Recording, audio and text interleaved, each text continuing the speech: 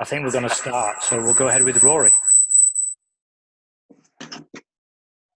Amar, hi. How you doing? It's Rory here from PA. Hello. Hi.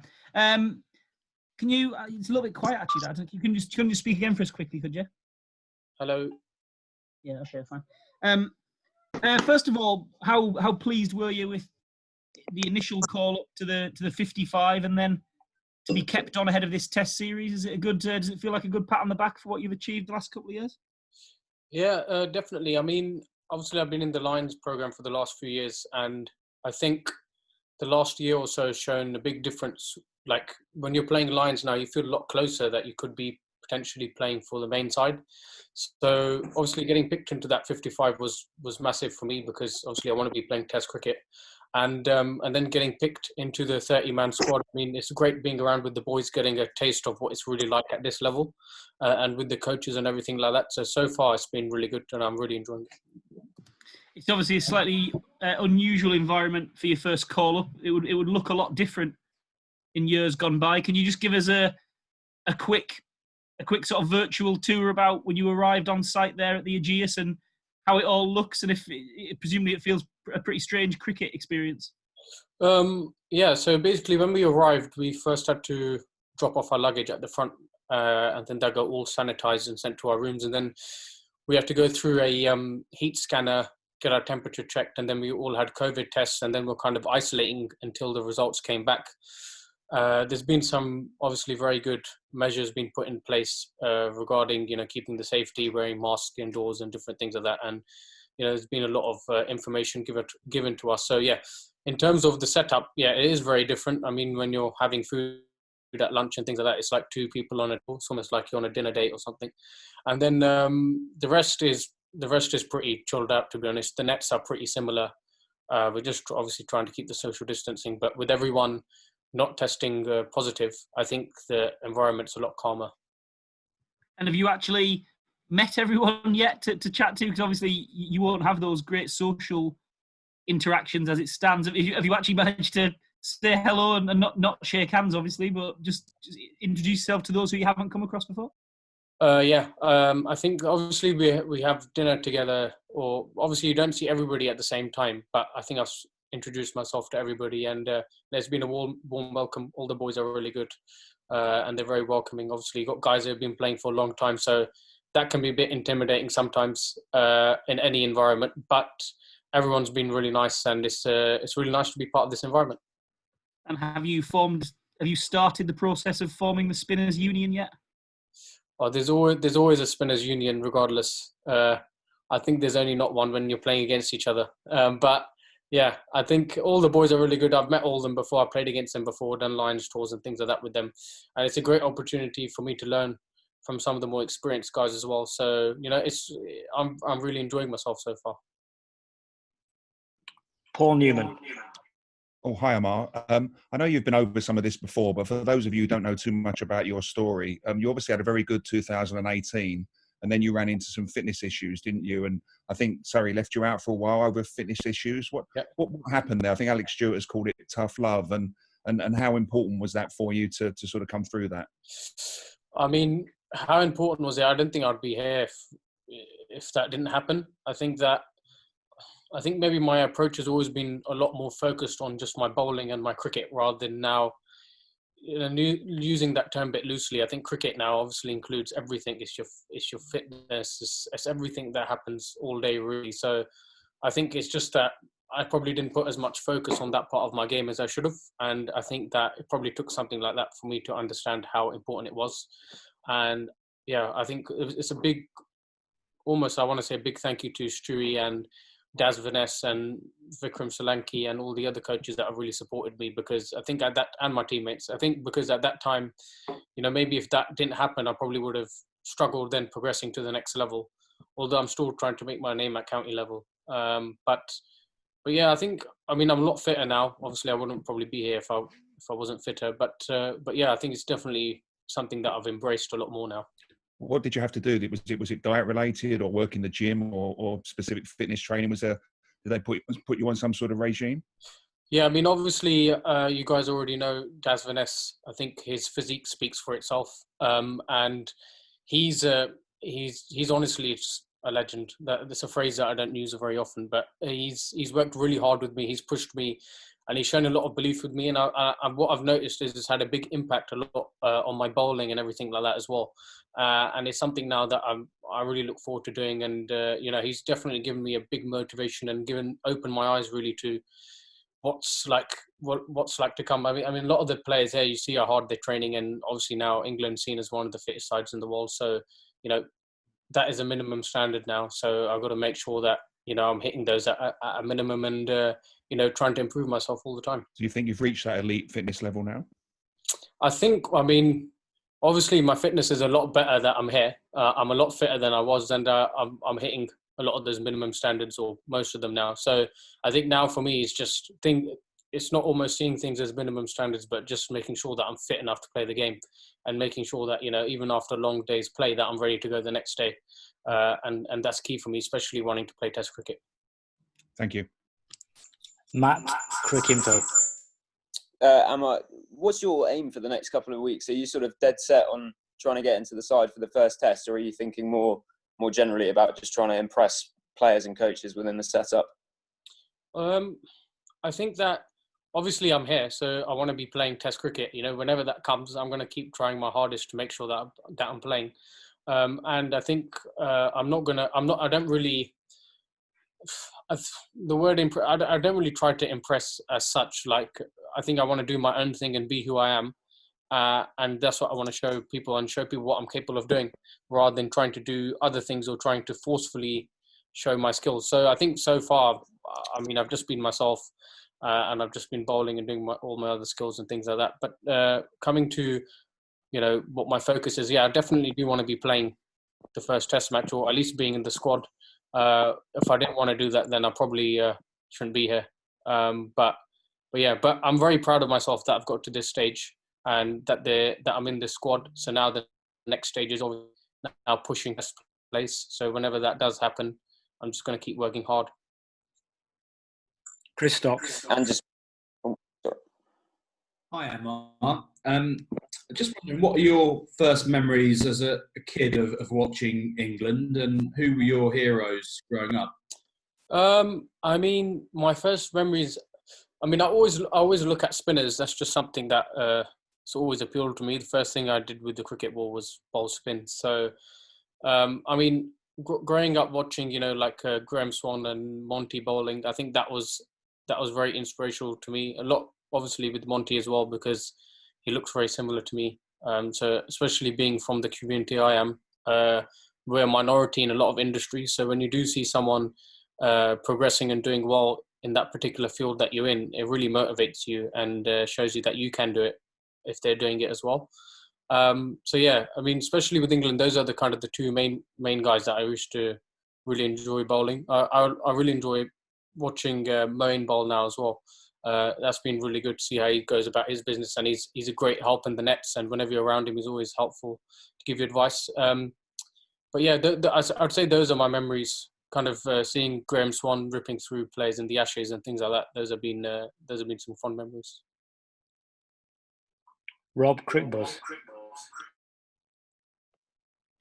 Hi, Amar. Just wondering about Vikram and Solanki last week said you're an attacking off-spin bowler. I just wonder how important you think that attacking outlook is for a finger spinner these days, to sort of always be looking for wickets. You mentioned Graham Swan there. He had that sort of attacking outlook. In my setup as a bowler, I think it's the fundamental thing. I think you've got to be aggressive, and you've got to be looking to take wickets. And maybe the pitches aren't always going to be suited to you, but I think as a spinner, even if you are looking to keep it tight or whatever you're trying to do, I think my eyes are always on taking wickets regardless. And I think obviously being young, I'm still learning my skill and getting better at my skills.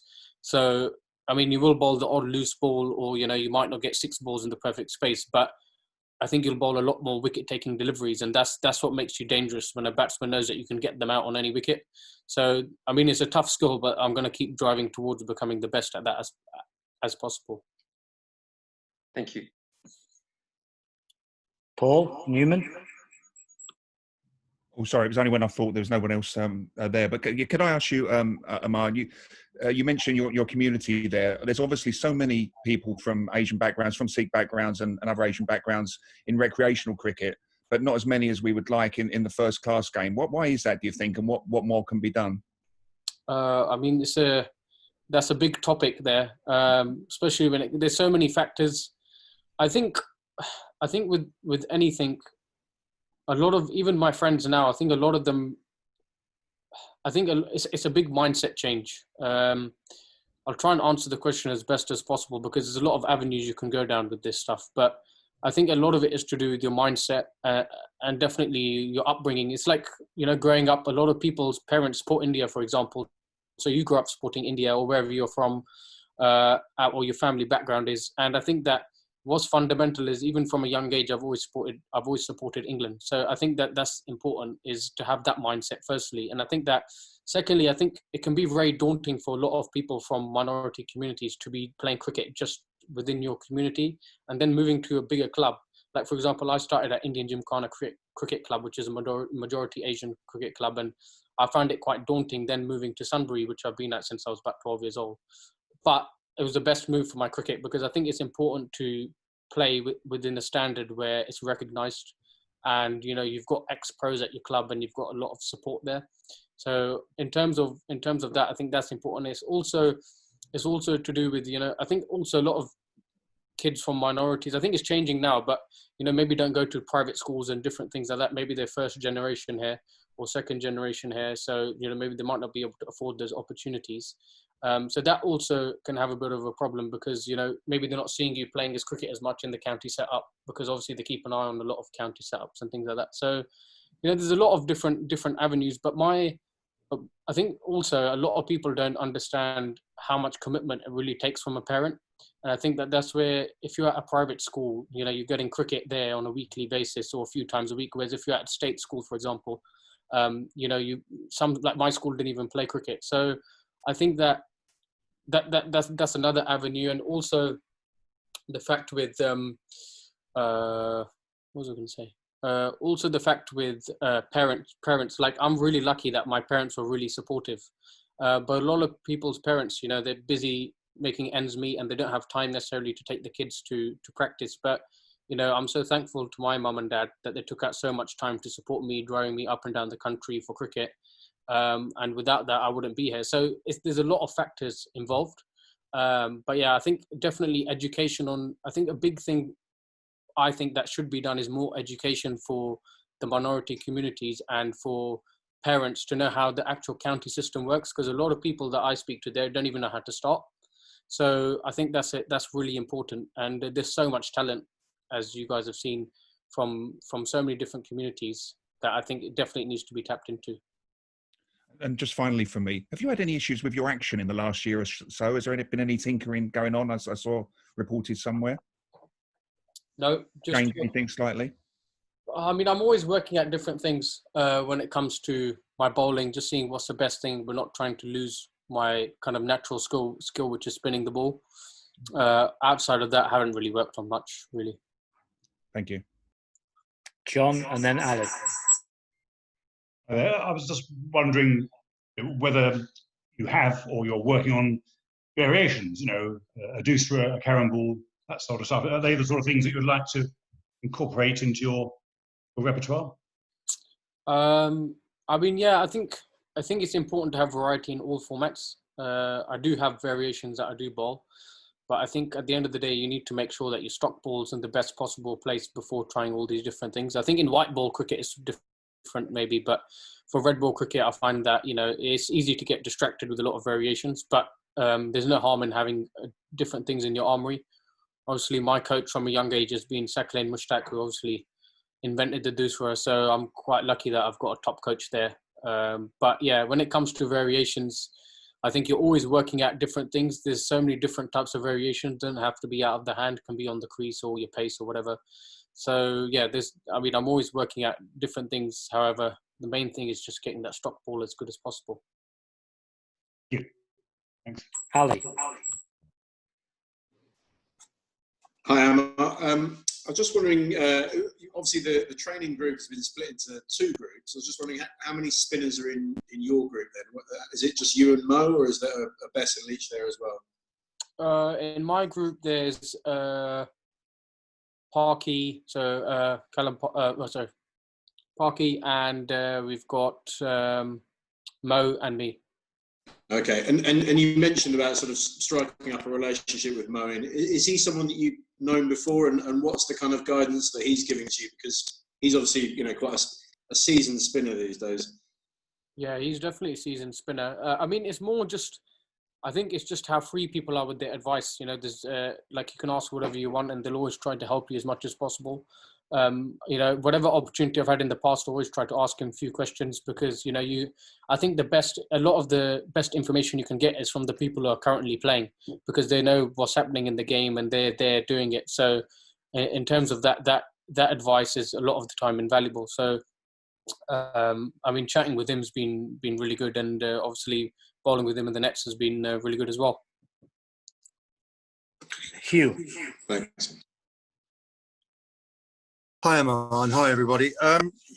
We've done an interview with Pat Pocock, and he's talked about bowling with you. Has it been helpful to learn from a legend like that, or is it often different these days than how he was bowling sort of 35, 40 years ago? I mean, can't remember the last time I trained with Pat. Actually, it would have been maybe a couple of years ago now, maybe in 2018 season. But whenever I do see him, I mean, he's so enthusiastic and energetic about spin bowling.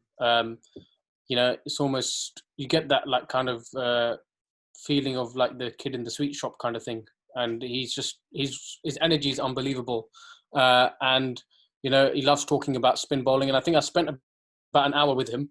And I think I was meant to bowl a few overs. I think I ended up bowling about 5 balls because he was just showing me all these different things that he knows how to do. And, his knowledge is really, really good. So in terms of what he was showing me, it's just that I think obviously when he played, maybe they didn't have out of the hand variations and all these different things that you see now. But what he did know, what was really interesting was seeing how he uses lines on the crease. So he was talking about, a lot of people, they bowl around the wicket, but they just bowl from the same place, for example. So technically not really changing the angle too much. So he was talking about how to change the angles, how to find your line when you're struggling to find your line, and just being very loose and rhythmical in your run up and in your release. So that's been quite handy. So whenever I've met him, it's always been really good. Nice words, thank you. Any more questions?